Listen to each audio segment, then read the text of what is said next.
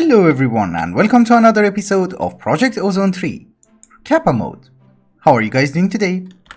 How's life? I was hoping that we start today's episode by doing a few quality of life improvements, and by quality of life improvements, I mean upgrading these so that I can get the dislocator. And by dislocator, I mean the advanced one because we already have the garbage one. So, hopper, clock, power, the ingredients, and we start crafting. You know, I just realized that most of our alloys have EMC, so why the hell am I crafting them? I actually think if we use quantum entangloporters, this process will be much faster, but I'm not sure, so let us try this. And it helps if you actually link them to power. I want to say it's better, but I just upgraded the fusion crafting injectors and then I used them in order to upgrade another set. So let us try and make our dislocator. That's it? Oh, and you go in the center. It's almost done. Yes! We have it, and it is a quest. Nice. Anyway, I was also thinking of making some awakened draconian blocks because the awakened core has EMC, so we don't need that much. Oh, we also have like 25 hearts, but I'm just using 8 of them. As I just said, we are going to need only 1 core, and after that, we can just duplicate it. You're also done. So give me a bunch. That should be more than enough, I guess. And I think the final thing that we need to do over here is to just upgrade the fusion crafting injectors to draconic. This is going to be so nice. Yeah, I have no idea how I was living without this thing. It's the best. The main thing that I want to work on in today's episode is to try and get the ultimate ingot, which has a relatively complicated recipe, but I think it should be manageable. But unfortunately, we are also going to need the crystal matrix ingot, which has a slightly worse recipe. Anyway, we are going to need a resonating gem, so let's make it. And it does have EMC, so I just need 1. So everything that I order will be like 2000. I just want like 10. But it's okay. For Jupiter, we need to change our thermal padding to this one, the purple pajamas. And I guess I need my oxygen setup, right? We have set up waypoints to Jupiter, so this should not be a problem. This is Jupiter. Did I teleport? Whoops. Yes, very welcoming. We are looking for something called volcanic rock, and I don't know how it looks like. I could not find it down there, so maybe we actually have to look for a volcano or something? It doesn't make sense. It's a gas giant. How can you have volcanoes? What are these? There's a bed. And there's no one inside. It's so nice that they give you a starter house in Jupiter. And you have light. And one very important fact. This red block is called red block. This seems to be a different biome. So let us dig here. Okay, am I reading this wrong? Because it tells you that can be found on Jupiter and Io. So maybe we have to go to Io. Yeah, let's try that. Our thermal padding seems to be valid for Io as well, but we do not have a waypoint, so we have to set up our rocket again. Can you put it there? Please. I don't want the checklist. Maybe you're facing the wrong way? I don't know. Oh, this is the wrong launch pad. My bad. Yes, we need tier 3. Here we go again. I am actually pretty excited because Io used to be my favorite moon because it was covered in sulfur and it looked orange. Can we go there? Yes. Taking one giant leap. Yes. Don't drop me in a volcano. Please. Is that ash or is that snow? It should be ash, right? So give me back my rocket so that I can go home. And this is ash. Okay. Such a beautiful moon and nobody lives here. In hindsight, you should look for volcanic ore in a volcano, not in a desert. Maybe it's over there. There seems to be a slight problem. I cannot find the ore. Burning plains. Maybe it's here. You know, I'm an idiot. We're not looking for an ore. We're looking for volcanic rock, which can be converted into an ingot. And here is volcanic rock.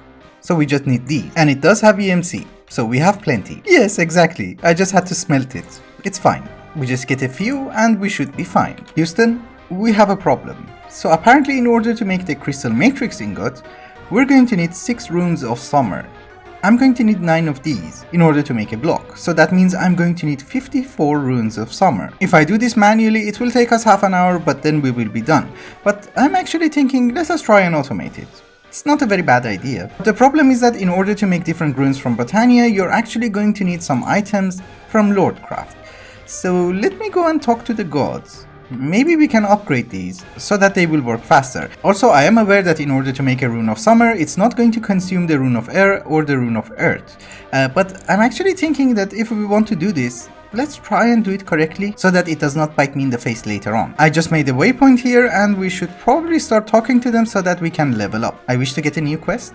You have not finished your current quest. Okay, what was it? Apparently it was already complete. I don't know what I did. 5 nether quartz. She has 5 nether quartz and give me a new one. 5 spiders, okay. That's the worst part. You have to change dimensions so many times that it lags your game. Anyway, you guys get the gist. I will do that, then I'll be right back. I am trying my best not to comment on this mod, but unfortunately some of the lords are weird. So he's going to require a soul crystal with a magma cube. And I also need to collect a blaze. The whole idea of going through Lordcraft is that I need mana. So this white crystal is currently holding 160 mana because I managed to get more mana by doing the quests given to me by the lords. So this guy has 160 and this is the speed. This guy only has 40 and this is the speed.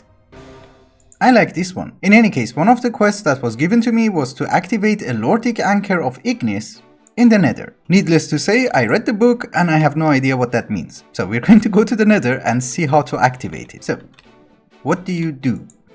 Wait. Okay, that's not good. Is that good? Okay, so it gives you a wither skeleton, I guess. Nothing very fancy happened, it's just that I handed over the quests and they gave me new ones. But they also gave me some spell foci, so I guess that is nice. After playing with Lordcraft and serving the lords for more than 1 hour and having to restart my computer twice, just because you have to switch so many dimensions, we have a fair bit of mana. So we have 160 in this one, 160 in this one, so they will work 4 times as fast, and I have 40 on me. But it's still not enough in order to automate the things that I want to. So that part I have to do manually, but the rest we should start automating it. And the part that I have neglected a lot is our island over here. We need to start getting into Botania, and we need to start generating mana and start automating some stuff. When I started this series, I made a promise to Eden, one of you guys, that I'm going to generate mana using Rafflowsia. And we're going to name that island over there the Garden of Eden. Because, you know, it makes sense. And you just need the seed. Rafflowsia is a very weird flower, so it will consume the flowers that you have manually made in the Petal Apothecary, like Pure Daisy, Endoflame, and etc., in order to generate mana. So if I put this guy here, and if I give it a Pure Daisy, it will consume it and generate mana.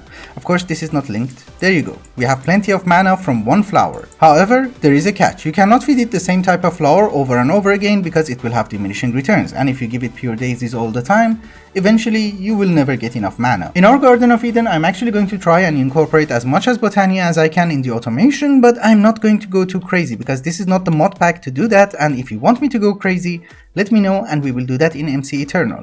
But in any case, in order to automate this flower, we first need to provide it with flower. So we need to automate the Petal Apothecary. Automating the Petal Apothecary is relatively easy. The first thing that you need to do is to provide it with water, and you can just drop a bucket.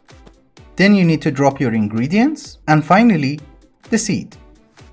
Once the crafting is done, we have to plant the flower next to the generating flower, so that it will be converted into mana. As I said before, we are going to need to automate at least 2 types of flower, otherwise this guy will not generate any mana. So we're going to use droppers over here. That's facing the wrong way. One of the flowers that we're going to try and automate will be the Pure Daisy because it's the simplest recipe, and the second one is either an Endoflame or this guy. It does not really matter which one we do because neither of them requires any ruins. And ruin crafting in this mod pack is just a pain. So we're going to need 6 droppers for each flower. 4 of them will be for the petals, 1 of them for water, and 1 of them for seed. Just for demonstration purposes, I'm going to try and make 1 flower using the droppers. So the bucket goes on the bottom one, then we fill in the petals, and the seed goes on top. And since droppers are really bad at aiming, I'm going to cover everything using glass so that the items don't go everywhere. So let us activate the droppers. We press the button, we get water, then the petals, and finally the seed. And we get our flower, and it has to come here. And of course using buttons is incredibly stupid, so we're going to try and automate it using Botania. There is an item from Botania called the mana detector, and whenever it's hit by mana it will emit a redstone signal. So if I have a pulse mana spreader over here, and if I give it a pulse, and we need something to detect the redstone. Wait, yeah, a lamp will do. So if I give it mana, the lamp will turn on. And this is how we're going to activate the droppers. So if I bind the mana spreader to the mana detectors, it will be something like this. and it's cool. But we're going to have 2 sets of droppers because we're going to need to make 2 different flowers. Therefore, we need to take this redstone signal and then activate this guy again. We can use a second mana spreader, but there is a better way from Botania, and that is called a force relay. A force relay will accept a mana burst and then it will relay it to another location that you want. But in order for it to function, you're going to need a warp lens. So if I bind this guy to this and press the button, see what happens. You see? It turned on. So you can see the mana burst will hit the force relay, it will come back here, and it will continue its journey. What that means in practice is that we're going to have our mana spreader over there, and then we're going to bind you to down here. And watch what happens. You see? All of them got activated. Basically what all that mumbo jumbo means is that if I press this button, we should get 2 flowers. Yeah, I need to cover the top because the seed went away. We will get 2 flowers if I cover this thing up. So let me try this again. Very good, very good. And we got 2 flowers. Perfect, then we feed it to him. Now that we know how to make flowers, it's time to start feeding this guy. So we are going to need a Ronan Carpus, and I'm actually going to put it here so that that guy does not consume it. It's out of range, look. Just 1 block out of range. And then we're going to need 1 open crate on top, and we're going to need to set a filter for the hopper hawk that we're going to put on top of this guy, so that it will only accept the flowers that we want, meaning this guy and this guy. And obviously the hopper hawk goes on top. So generally a hopper hawk is like your vacuum hopper, and if you drop something, it will collect it and put it next to an inventory. If you want to set a filter for this guy so that it will only accept the items that you want, all you need is an item frame and the item that you want to whitelist. So a dropper. So if I drop this open crate, it will not pick it up. The Ronan Carpus will accept the flowers that we give it through the open crate and will plant it in this area. The problem is we don't want him to plant it over here. So we need to set some sort of a filter so that it will plant it next to this guy. Therefore, I made new grass. And the way that you set filter for this guy is that you put a block underneath, and then you will put other blocks maybe here and another one here. So it will only plant it on this one, not here. I had a consistency problem and I had to make a few changes. The thing is, if you fire a mana burst directly into a mana detector, sometimes it will not activate the dropper. So the mana detector itself will be activated, but the dropper will not function. So we would not get the flower from one of the columns, and that is really bad. So I had to put it here. We are filtering it through a force relay, which sends it here and sends it up there, comes back down and goes up. And this way we do not have a consistency problem anymore. Let me demonstrate it for you. We press the button, we get the flower, and we get the second flower, and they both get planted. Another problem that I had was with the pure daisy. The hopper hawk would pick it up, but then it would eat it. So it would not drop on the Ronan Carpus to be planted over there. So instead, we're going to use endo flames. In order to activate the mana spreader automatically, we're going to use a hovering hourglass, and we're going to use 10 sands for 10 seconds. That should be fine, right? Yeah, I guess it's not the worst. Alright guys, this is going to be our setup in order to craft the flowers and generate mana, and I'm actually very happy to use these guys rather than using the applied energistic system, because I think using Botania is much more fun. But unfortunately this is Kappa mode, and in order to gather the resources, I cannot make a jaded amaranthus farm because I'm going to need a ton of mana.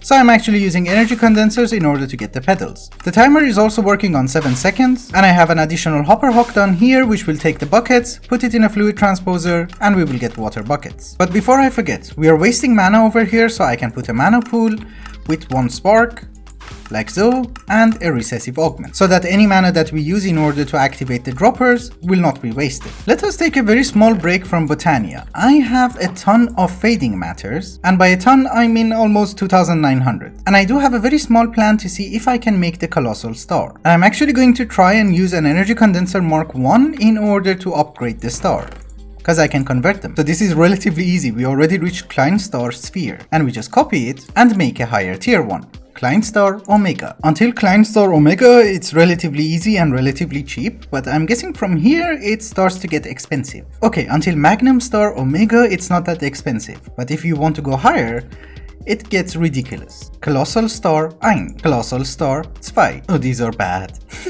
These are really bad. And this should give me the sphere and we need 4 of these in order to make one of you. If it's not obvious, I'm actually using fading matters as EMC batteries. Ladies and gentlemen, Colossal Star Omega. If you put the 8 times compressed obsidian inside, it doesn't even move. Anyhow, you will go there. And I would like to remind you that we're going to need 8 of these guys in order to make the final star shard. So it's going to take a while. So we needed to start generating mana so that we would be able to start making the Rune of Summer, so that we would be able to make the Crystal Matrix Ingot, so that we would be able to make the Ultimate Ingot. That's not the one, this one. So we are going to need a small machine which will help us to make a stack of these guys, I think. I'm not sure how I want to do that, but the first thing that I know I should do is to put a mechanical user over there, which is facing the wrong way. Still facing the wrong way. Can I wrench you? No. We put the runic altar on top, and we put a wand of the forest inside. I think this should be on generic right click. I'm not sure, but we will know soon enough. I'm not sure if the plan that I have is going to work or not, but let us try that anyway. In any case, this is going to be a temporary setup because we only need like 1 stack of this and that's it. Anyway, in order to make this, we are going to need 8 different ingredients. 2 of them, the Rune of Air and the Rune of Earth, we will get back. 6 of them will be consumed. So we're going to have a chain of hoppers. Yeah, 3 on that side and 3 on this side. Then I also made a small hopper hawk, which is going to recycle the Rune of Air and the Rune of Earth. And then we're going to have droppers facing into the hoppers. We just need a few repeaters over here and a redstone line. Okay, I actually thought that I don't have any melons left. I'm so happy that we have, because technically we only need 1. I put all the ingredients inside and I had to add 1 more dropper and 1 more hopper because we're also going to use living rock, so we're going to need 9 different ingredients. And I think if we put these guys inside and press the button, you should work, right? Well, it is working. And the living rock is standing there, so it's fine. You are not working. Left click, right click, place block, use item unblock. I actually messed it up just a little bit, so the smaller hopper hawk should go over there and the bigger one should come over here with a filter for the Rune of Summer. So if we press you 1 more time, you should work. Okay, that is good. We will get the Rune of Summer in here, and those 2 runes will go back on the runic altar. So all I need over here is a timer. I'm not sure how long, but let's try with 30 seconds. Oh, and by the way, this does not have to be a dropper. This is supposed to be a chest, but I did not have a chest on me. Okay, it started. Very good. It finished. This guy picked up the Rune of Summer, and the other runes are on top of the runic altar, but this timer is too much. Maybe I can do with 15 seconds? Let's try that. So we put 15 seconds, where's my redstone? You go over there, and we try this again. Yeah, actually 15 seconds seems to be okay, because it finished the crafting, and that guy rotated once. So we're good. Oh, and by the way, the reason that I did it like this is because this is going to be a temporary setup, and I did not want to copy that, and I did not want to do it with our applied energistic system. I think this is more fun. I'm not sure if it was visible in the video or not, but the thing is I went to bring some spot loaders and unfortunately I picked up the Rune of Earth and I went over there. So there was a slight mess over here. I put it back, so now it's working fine. How many do we have? 18. That's not bad. By the way, did you know that we can upgrade our solar panel? And by the way, did you know that it has an EMC? So we can just put the new ones. Now that we upgraded our power generation, we're gaining 4.7 million RF per tick. Hello. I was thinking, now that we have all the items, let us start making the crystal matrix ingots. We're going to need a lot of crystal time. Okay, I can do that manually. Because for the moment we don't need a crazy amount anyway. Oh, actually we can make 9. 9 is very good, because we can make a block. So the ultimate ingot itself is not that bad. It just requires a lot of these crystal matrix ingots and the rest have EMC. Okay, that's easy. You know, at first I thought I'm going to need an alchemy catalyst, which has a crazy recipe which I don't want to get into, but I can just do this. Yeah, okay, easy peasy. Yeah, it's going to require an alchemy catalyst anyway because I do not have a sunflower. So let me craft this. Okay, in all honesty, it was not that bad because I already had most of the ingredients. It was just a bunch of crafting in order to make the runes. And I just have to cycle through until we reach sunflower. I didn't even check if we need this guy or not. Because we might not even need this. Oh yeah, we do. It's all the colors. Okay, it's fine. If I'm not wrong, we should have everything. Let us try this. And apparently I'm wrong. Which one did I miss? Ah, okay, cool. But wait a minute, if you drop quartz in a mana pool, you will not get mana quartz, you will get prismarine. Ah, okay, my bad. So, ladies and gentlemen, I present to you the ultimate ingot. 26 of them. We are actually going to convert it into blocks because I have a plan. Next episode we are going to automate this setup, but for now I just want 200 ingots. That's it. We have all the ultimate ingots that we're going to need, but unfortunately I do not have enough RAKs to claim this guy. So that has to wait. I only have 1300, that's it. Anyway guys, I think it's also a good time to wrap up the episode. Next episode we have to work on our EMC farm, make a farm for the animated blocks so that I don't have to farm them manually, and also maybe I have to update the pack because some of the singularities do not have EMC. And also they do not have a seed, so I don't know how to get them. There's not just one, there's like 20 of them. Anyway, we will figure it out later on. Thank you so much for watching, and I hope you enjoyed it. Till the next one, bye bye.